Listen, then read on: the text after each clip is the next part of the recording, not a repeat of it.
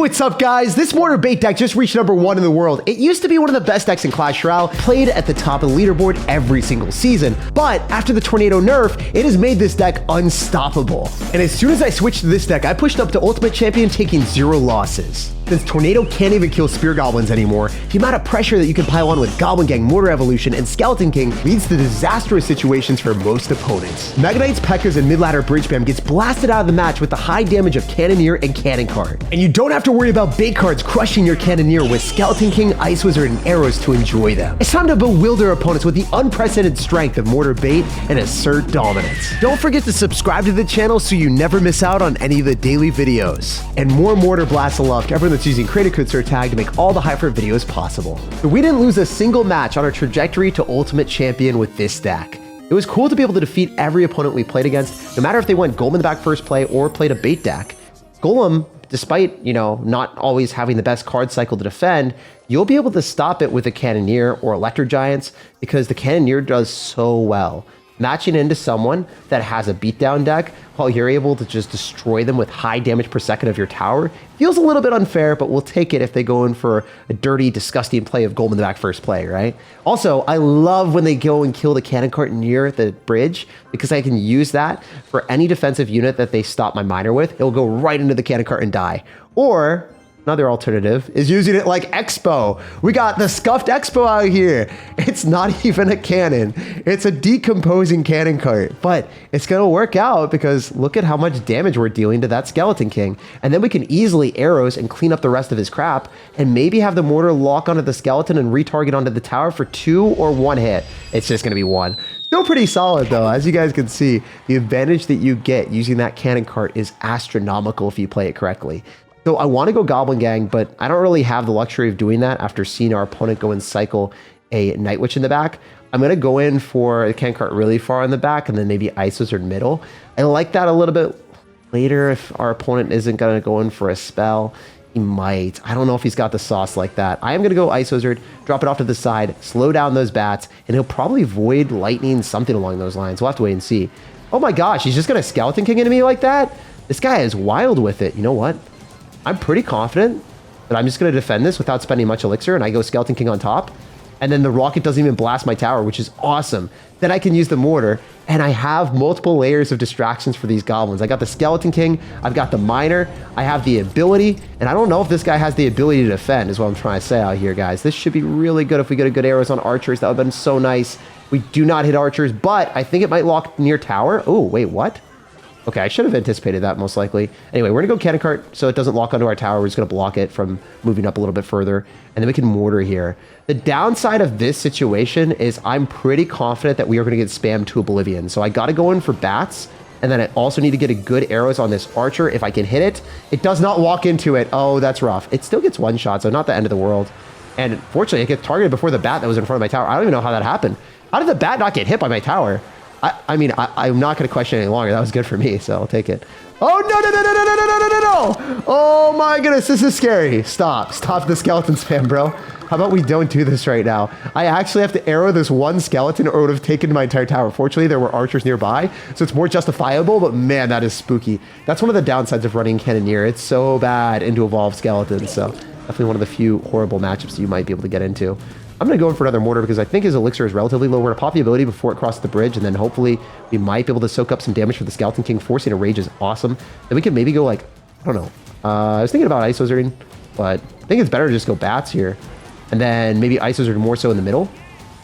As long as we kill that stupid Goblin Machine, we're chilling. Crazy how good of a Goblin card that is. It used to be one of the worst in the game because it got nerfed so many times, but it's back in business as one of the better ones.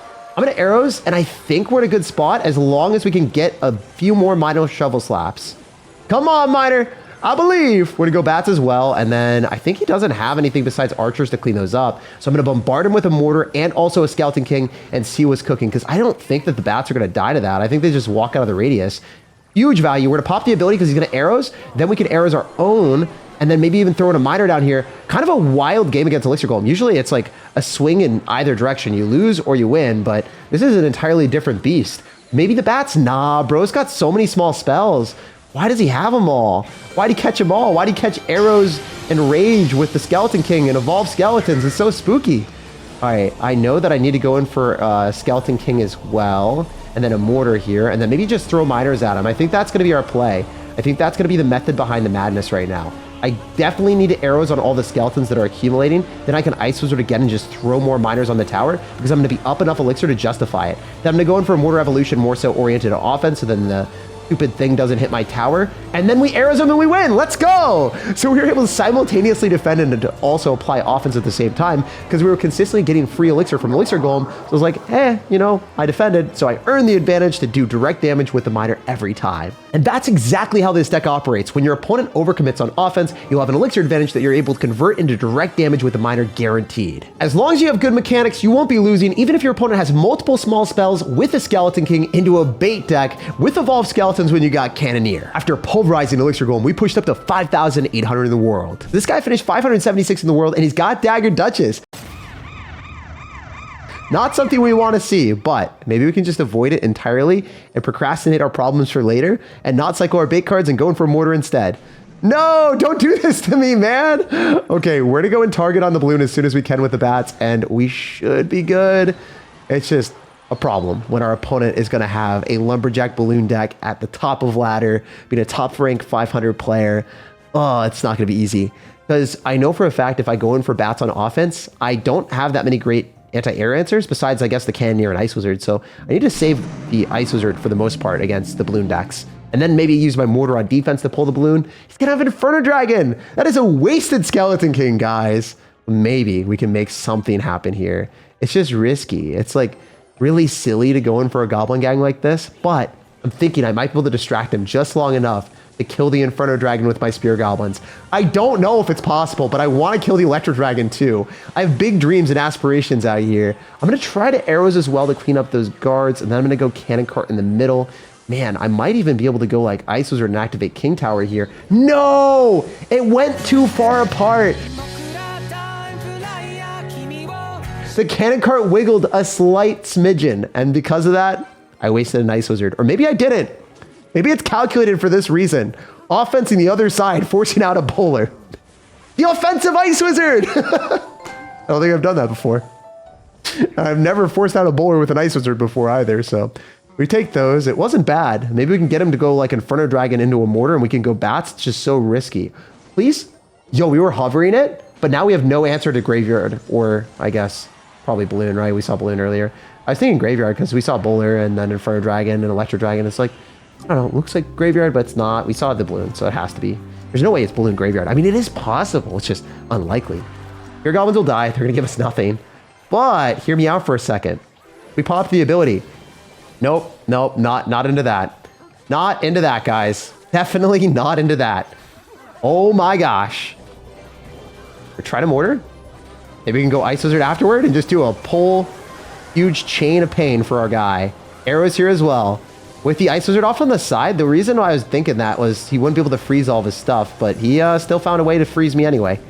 Still wants to cook. Here's the thing. Tornado doesn't kill the bats, so he has to drop a lot more.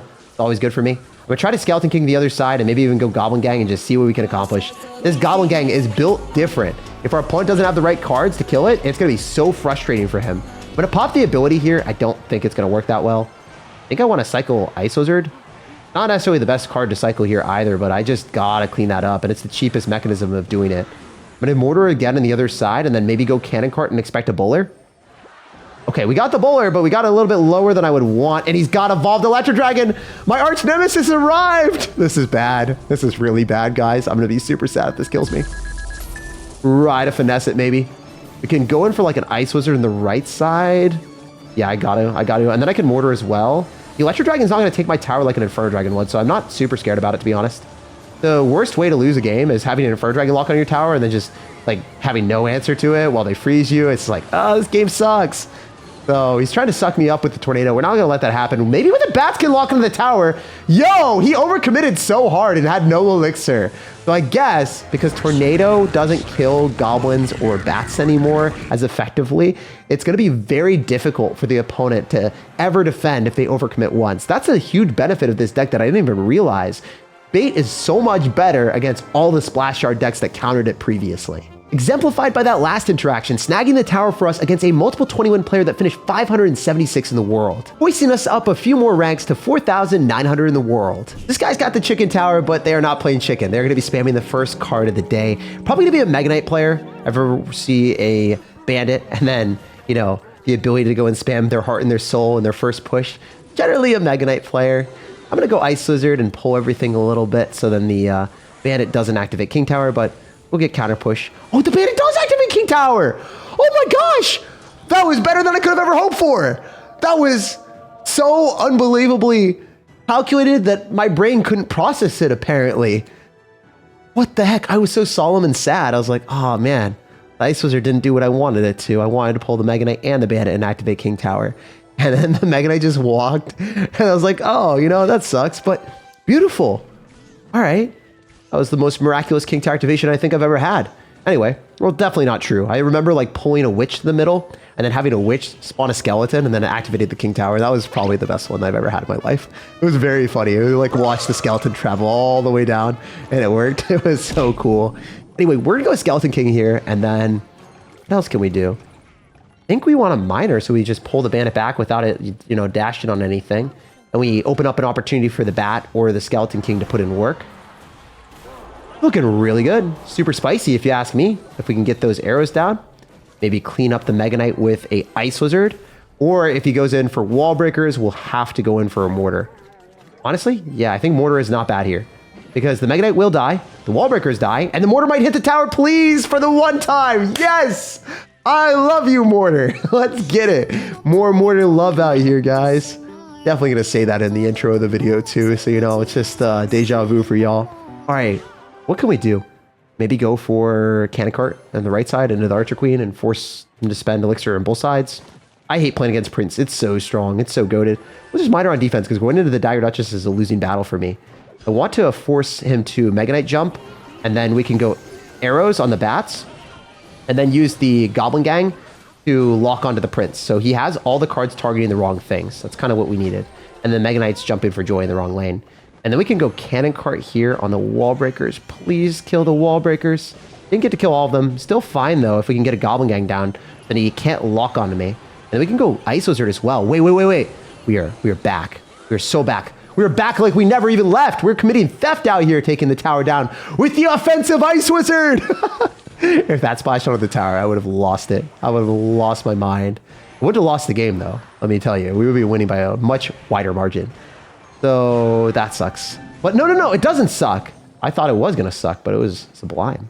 If he pre-spells this Goblin Gang, I am Sag. But luckily, that didn't happen.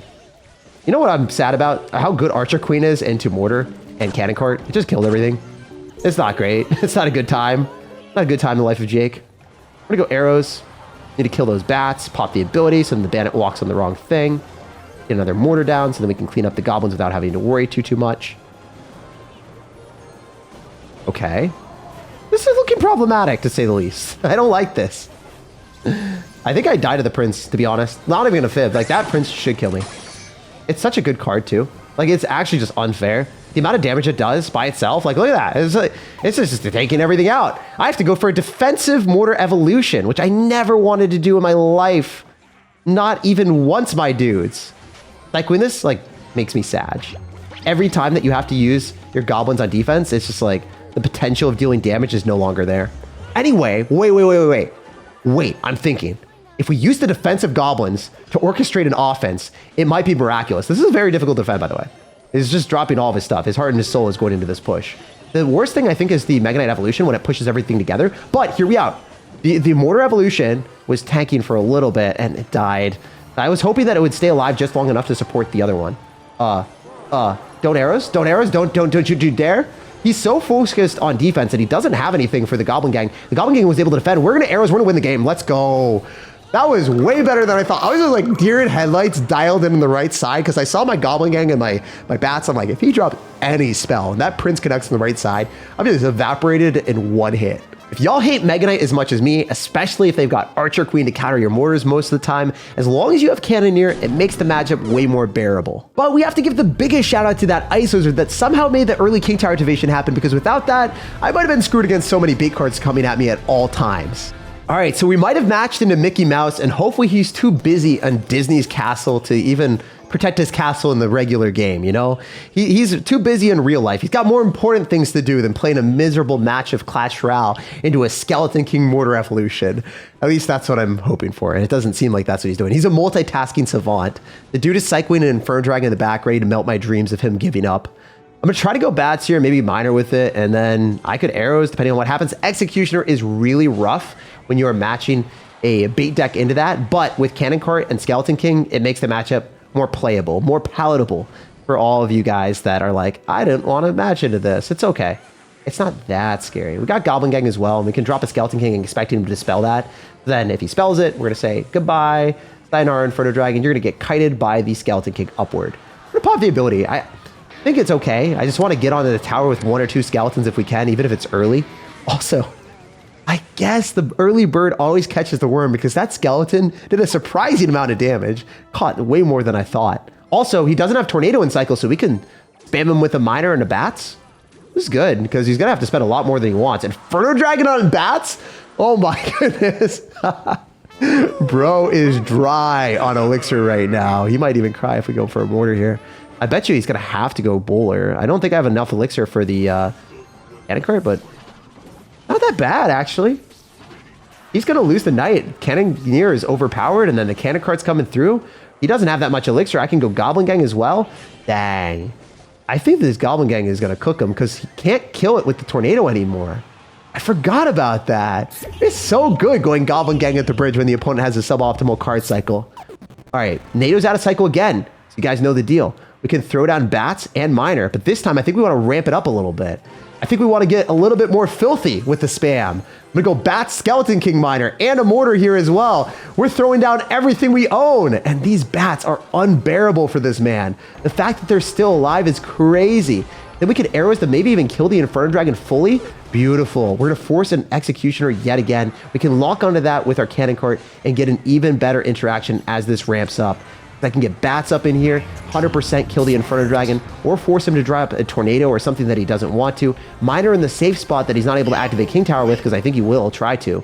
And then we can mortar as well. We're just keeping up as much pressure as possible. Goblin Gang on the other side, because again, if they have tornado, they might have to drop it on the Goblin Gang, which is not a card that they ever want to waste a tornado on. The Executioner evolution is a problem. It's still fine though. I can get a cannon cart down here on both of these. As long as we're fighting from a distance, it's not the worst thing in the world. Especially if we can maybe like even miner and retarget stuff, and then even arrows, and then maybe even bats, depending on how we're feeling. Because the way I see it is this mortar might lock tower. And it does! You beautiful beast! You demon! You hit the tower twice! How does that even happen? Yo, they're doing the K-pop twice dances out here, guys. They're moving and grooving. They're making it happen. I would not ever believe that happened. Like, I don't think anyone would have thought that would be possible. The mortar, yet again, is so good on defense. It does that, and it attacks at the same time. Tell me another card that can put that amount of pain and defense in at the same time. It's crazy. All right, we're gonna go arrows here. We gotta get a crazy counter. I feel like I've said it way too much. Okay, all right. I see what's happening here. I know what you're gonna do. You're gonna try to tornado this away. Gonna make me a Sag Sir. So I need to go mortar. That pulls. Yeah, according to my calculations. I know my editor's gonna meme me. He always does that nerd face when I say that. I say it too much. Miner needs to hit the tower with a single shovel hit, and then we arrows and win the game. So never rush the win. If you got 400 HP left on the tower, you can defend with mortars and cannon carts against practically anything the opponent has, as long as you didn't overcommit. One of the main ways you'll lose with mortar decks is that you'll just try to finish off the game. You'll be like, oh, it's like miner poison. I gotta rush to victory. But if you do that and you only have miner plus arrows, it's not enough direct damage to close out the match completely. Play safe until you have the game secured and then take the win. I'm not gonna lie, this deck will let you die way less frequently than miner poison with Cannoneer and Cannon Cart and Ice Wizard. It's just got better defense. At least against all the super spammy mid-ladder decks.